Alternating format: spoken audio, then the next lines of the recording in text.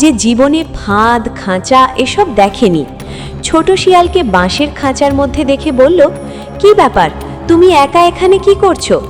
ছোট শিয়াল বুঝল যে বড় শিয়াল কখনো শিয়াল ধরার ফাঁদ দেখেনি। এখন একমাত্র বড় শিয়ালই পারে ওকে এখান থেকে মুক্ত করতে। ছোট শিয়াল মনে মনে বুদ্ধি করে ফেলল যে সে বড় শিয়ালকে দিয়ে খাঁচা খুলে নিজেকে মুক্ত করবে। তাই সে একটা আরামের আড়মোড়া ভেঙে বলল, এটা আমার শ্বশুর বাড়ি, আমি বেড়াতে এসেছি, কিন্তু তুমি এই গ্রামে আসছো কেন? বড় শিয়াল বলল, আমি তো তোমাকে খুঁজে না পেয়ে ভাবলাম এই রাতের বেলা একা গ্রামে গিয়ে মুরগি ধরে আনি, দুজনে ভাগ করে খাবো। এটা তোমার শ্বশুর বাড়ি?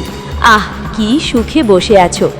সে ছোট শিয়ালকে বলল, শ্বশুর বাড়িতে খাওয়া দাওয়া আরাম আয়েশ কেমন? ছোট শিয়াল বলে, আর বলো না ভাই, শ্বশুর বাড়িতে শুধু আরাম আর আরাম। শুয়ে বসে থাকবে আর 3 বেলা মুরগি খাবে। তবে মাঝে মাঝে শালা শালিরা একটু চিমটি কাটে, তবে সেটা কোনো ব্যাপার না। এই শুনে তো বড় শিয়ালের একদম জিভে জল এসে গেল। তার আর ভালো লাগছে না। সে মনে মনে ভাবল, আহারে, আমারও যদি এমন একটা শ্বশুর বাড়ি থাকতো। তখন সে খুব অনুরোধ করে ছোট শিয়ালকে বলল, ভাই, তোমার শ্বশুর বাড়িতে আমাকে থাকতে দাও না একদিনের জন্য। শুনে ছোট শিয়াল তো অনেক খুশি।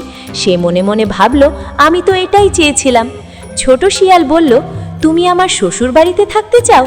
এমনিতে আমি আমার শ্বশুর বাড়িতে কাউকে থাকতে দিই না, কিন্তু তোমাকে আমি অনেক ভালোবাসি, তাই দিলাম।